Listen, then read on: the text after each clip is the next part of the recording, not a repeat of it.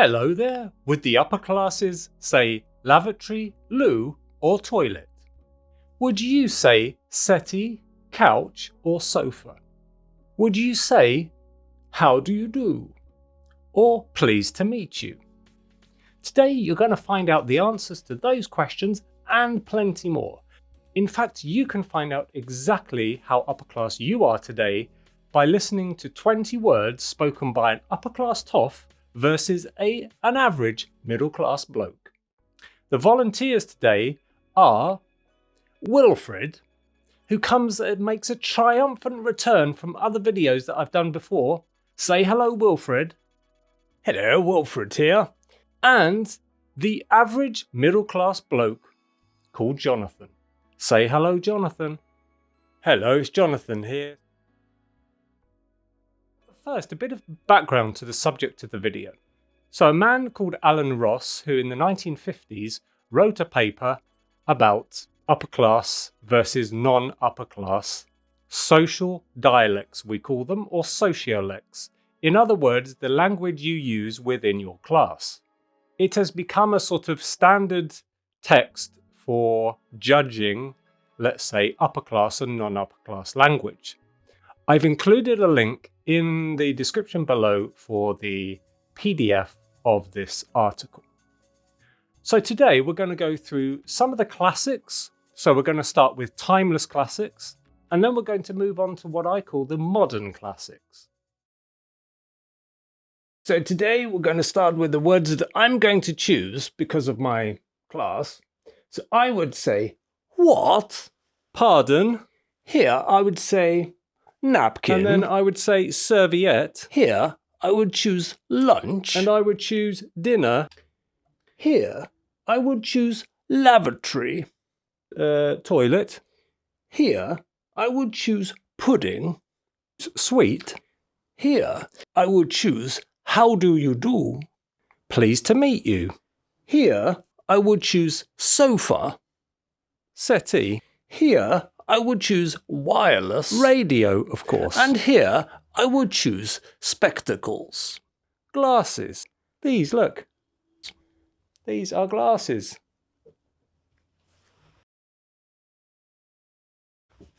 Now the next part. All right, so the next one is where we have, I'm on the right side, this is the correct side. So here we go. So on the left, I would choose alcohol. I would choose booze, wine, vino, beer, a pint, antique or old, vintage, pyjamas, PJs, and university, of course, and uni.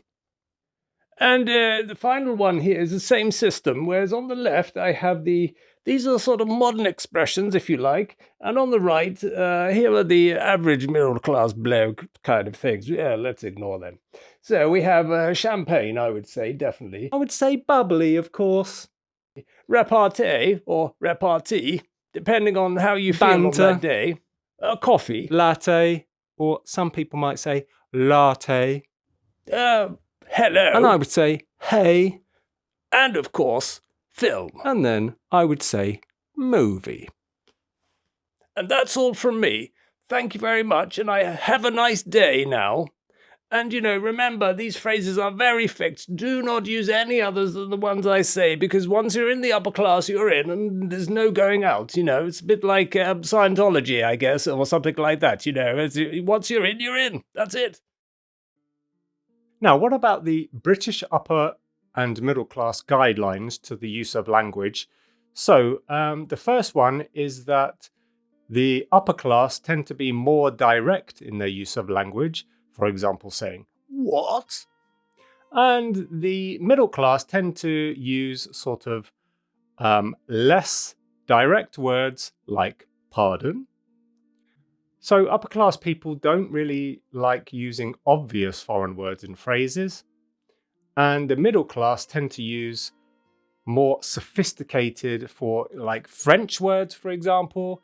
I mean, they might say, can I have a slice of gâteau instead of cake, right? whereas the upper class might use the word cake just because it sounds less foreign.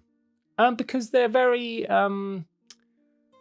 are very secure in their class. So they don't need to aspire to anything because they are at the top. Yes?